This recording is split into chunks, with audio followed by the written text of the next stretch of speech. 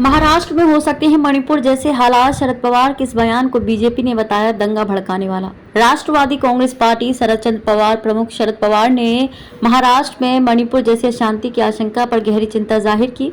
उन्होंने कहा कि देश के विकास के लिए सामाजिक एकता जरूरी है। हालांकि उन्होंने ये नहीं बताया कि वे ऐसा क्यों सोचते हैं। रविवार शाम को सामाजिक एकता सम्मेलन को संबोधित करते हुए पवार ने मणिपुर में जातीय संघर्ष से निपटने के केंद्र सरकार के तरीके की भी आलोचना की। मणिपुर में पिछले साल मई में शुरू हुए जातीय संघर्ष में अब तक 200 से अधिक लोग मारे गए हैं। पवार ने कहा कि हमारे देश के विकास और अर्थव्यवस्था को मजबूत करने के लिए सामाजिक एकता आवश्यक है। तनाव और विभाजन की वर्तमान स्थिति चिंताजनक है।